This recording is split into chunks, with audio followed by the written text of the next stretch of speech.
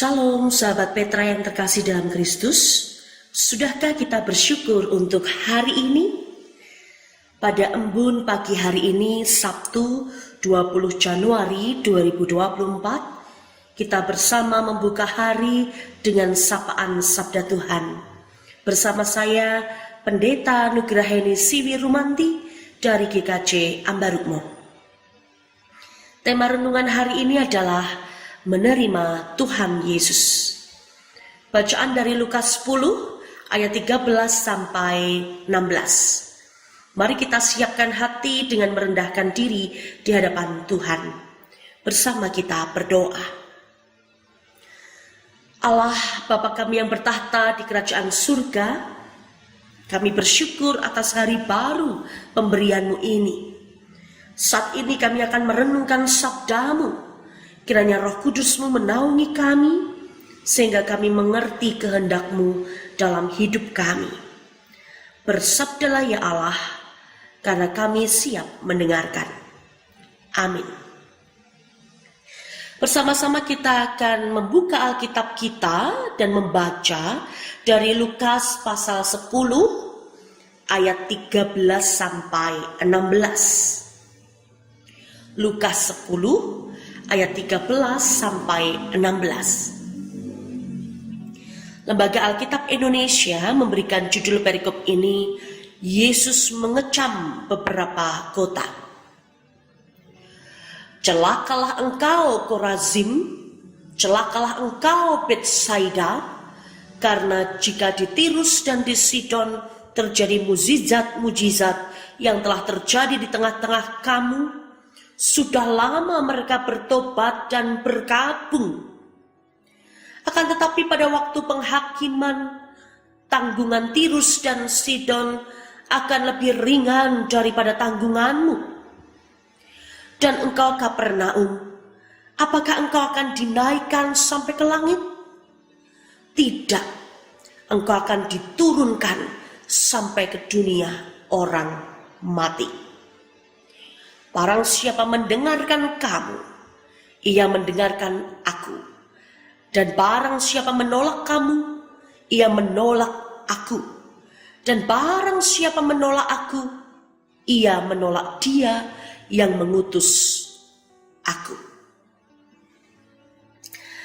Sahabat Petra terkasih, ada sebuah pertanyaan yang sering dijadikan tema ibadah, retret, pembinaan rohani, ataupun yang lainnya, yaitu pertanyaan, siapakah aku?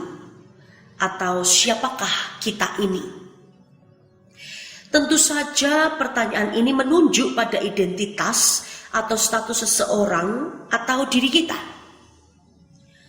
Biasanya kita lebih mudah menjawab dengan menunjukkan profesi kita. Oh, aku adalah seorang sopir, aku adalah seorang tukang, pedagang beras, hansip, dokter, insinyur, pendeta, dan lain-lain. Tetapi yang menakjubkan dari bacaan ini, khususnya di ayat 16, adalah identitas kita itu telah disatukan dengan identitas rohnya Yesus. Bahkan Yesus sendiri yang mengatakannya di ayat 16. Kita pun juga sering disebut sebagai tubuh Kristus, anggota tubuh Kristus.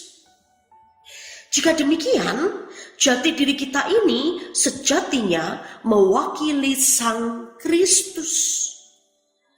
Apapun yang kita lakukan, apapun yang kita hadapi, apapun yang kita hidupi, itu sejatinya mencerminkan Yesus Kristus. Ayat 16 saya bacakan sekali lagi.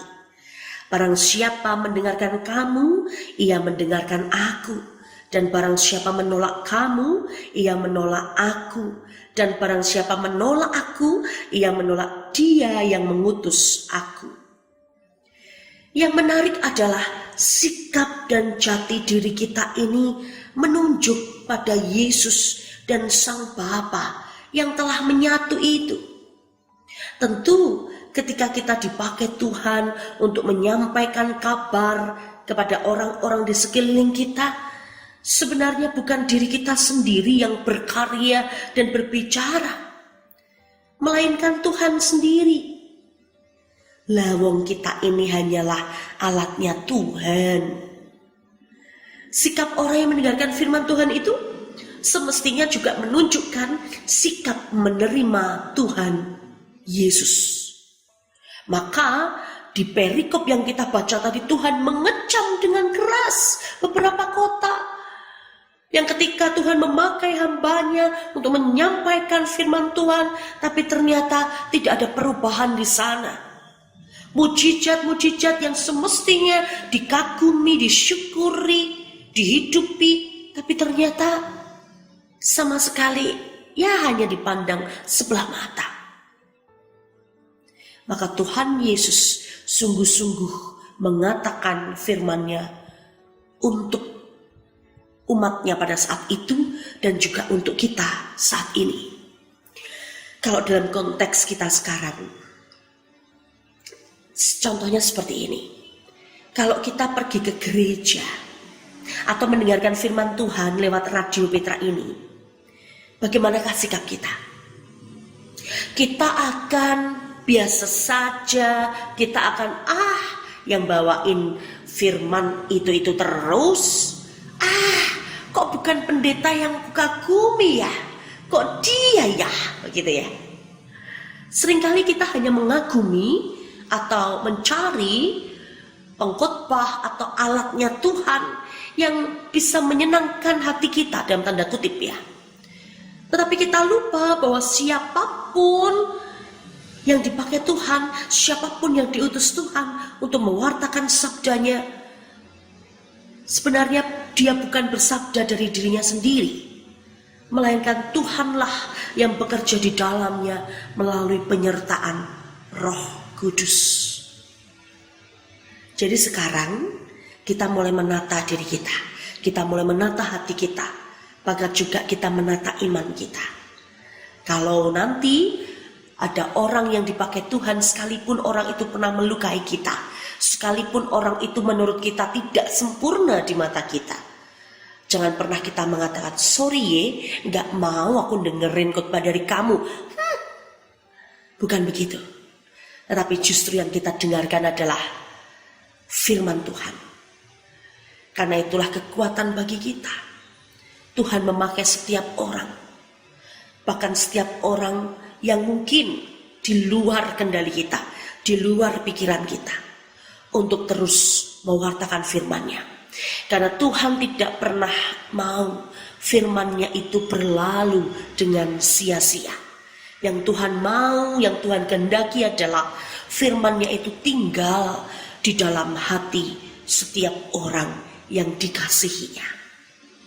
Dengan demikian, ketika kita menerima firman-Nya, ketika kita melakukannya, maka sebenarnya kita sudah menjadi pribadi yang menerima Tuhan Yesus dalam hidup kita.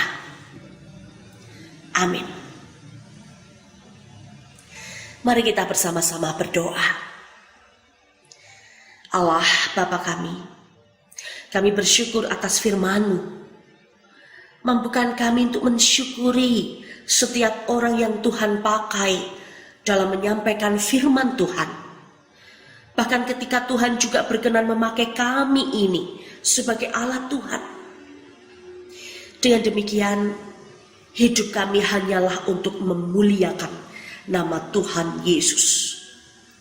Kami pun menyerahkan hidup kami sepanjang hari ini, agar apa yang kami lakukan mencerminkan Tuhan Yesus Kristus. Terima kasih ya Tuhan, di dalam nama Tuhan Yesus Kristus kami berdoa. Amin.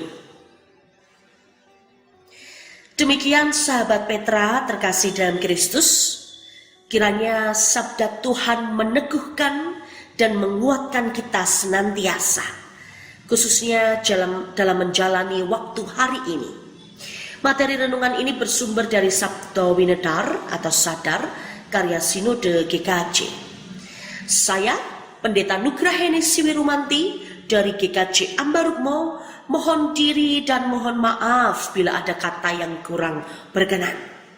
Sahabat Petra, selamat mengisi waktu sebagai saluran berkat Tuhan hari ini. Tuhan Yesus memberkati.